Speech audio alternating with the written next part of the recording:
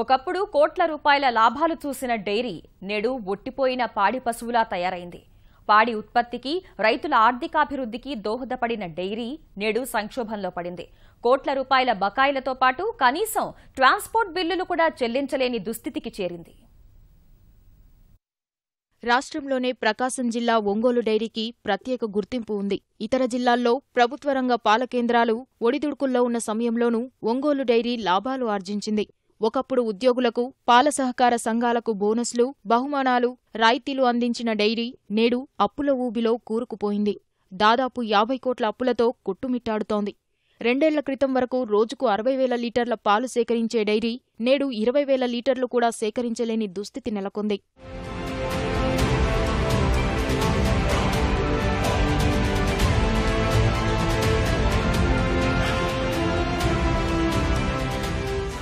మూడు నెలల నుంచి పాడి రైతులకు బకాయిలు చెల్లించడం లేదు. దాదాపు 9 కోట్ల రూపాయలు పాడి రైతులకు బాకీ ఉండగా చెల్లింపులు లేక పాల సహకార సంఘాలు సతమతమవుతున్నాయి. కొందరు సొంతంగా అప్పులు తెచ్చి పాత డిపాజిట్లు విత్డ్రా చేసి 2-3 కిస్తీలకొకసారి చెల్లింపులు చేపడుతున్నారు. మరికొందరు అదీ లేక దిక్కులు చూస్తున్నారు. కొండ పంటల గిట్టుబాట్లు లేక మామూలుగా ఇబ్బందుల్లో ఉండి డైరీ చుట్టూ తిరిగి పాలు పోసి డైరీ చుట్టూ మామూలు 3 నెలల నుంచి 10-15 రోజులకు ఒకసారి వస్తానే ఉన్నాము. ఎండీ గారు ఏదో వస్తాము అని చెప్పడం తప్పితే మామూలు బిల్లులు అయితే పడ్డ దాఖలాలు లేవు. ఎండీ గారి దగ్గరికి వచ్చి మేము మొరపెట్టి అడుగుతూనే ఉన్నాము. వేస్తున్నాం పోండి అంటున్నాడు, వేస్తున్నాం పోండి అని చెబుతున్నాడు. ఇంటికి పోయి బ్యాంకు కాడికి పోతేనే వేసినట్టే ఉండటం లేదు. 3 నెలలు బట్టి అదే జరుగుతుంది. పాలు పోపించుకొని కూడా మీ డైరీల చుట్టూరు డబ్బులకి మేము తిరగాలంటే ఎంత ఇబ్బందిగా ఉండదండి. అది ఆలోచించుకొని మీరు సకాలంలో డబ్బులు చెల్లించాల్సిందిగానే మేము కోరుతున్నాం. ఏదైనా సరే పాల ఉత్పత్తిదారుల సహకార సంఘంలో ఉన్న డైరీ ఒకప్పుడు ఒక వెలుగిన డైరీ ఇవాళ హీనస్థితిలోకి దిగజారింది. మరి ఎక్కడ అనేది ఎవరి తప్పు అర్థం కావట్లేదు. గతంలో పాలపొడి యూనిట్ పనిచేయడం వల్ల ఇతర జిల్లాలు, ఇతర రాష్ట్రాల నుంచి వచ్చే పాలు పొడి చేసి కొంత ఆదాయం లభించేది. ఈ డబ్బును సొంతానికి వాడుకోవడం వల్ల ఆయా పాల సహకార సంఘాలకు కోట్ల రూపాయల్లో బకాయి పడి డైరీ సంక్షోభానికి గురైందనే ఆరోపణలున్నాయి.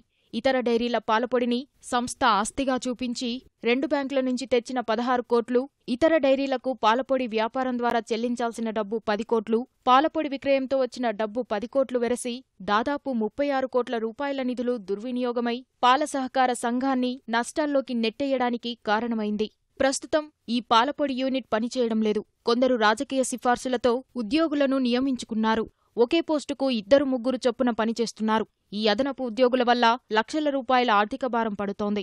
సుమారు 3 నెలల నుంచి రైతులకు సింగిల్ రూపాయి కూడా పేమెంట్ ఇవ్వకుండా అల్లాడుతున్నారు. అసలుకే కరువుతోటి దుర్భిక్షంగా ఉన్న రైతులు పాడి డబ్బులు కూడా రాక పిల్లల చదువులకి కానీ కుటుంబ పోషణకి భాగమై అల్లాడిపోతున్నా. ఒకవేళ ఇప్పుడు ఇవాళ కనిగిరి, కంభం, వైపాలెం మొత్తం అని మూతపడి చిల్లింగ్ సెంటర్లు మూతపడ్డాయి. మా ఎంప్లాయీస్కి వచ్చేసి 2007 నుంచి గ్రాడ్యుటీ కట్టలేదు ఒంగోలు డైరీ తరఫు నుంచి.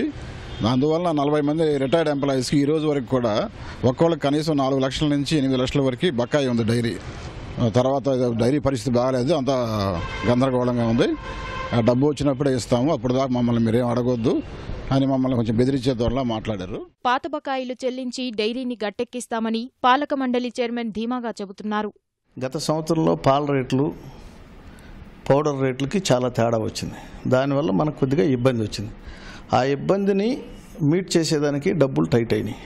యాడ్ నుంచి బయట నుంచి తెచ్చుకునే డబ్బులు లేట్ అయినందువల్ల రైతులు కాపాల్సి వచ్చింది. మేము కేవలం రైతులకు సపోర్ట్ చేసేదానికి ఫార్మర్ ఆర్గనైజేషన్, ఇది వ్యాపార సంస్థ కాదు కాబట్టి పూర్తి స్థాయిలో వాళ్ళకి మేలు జరిగే పనులు చేసేదానికి మేము సిద్ధంగా ఉన్నాం.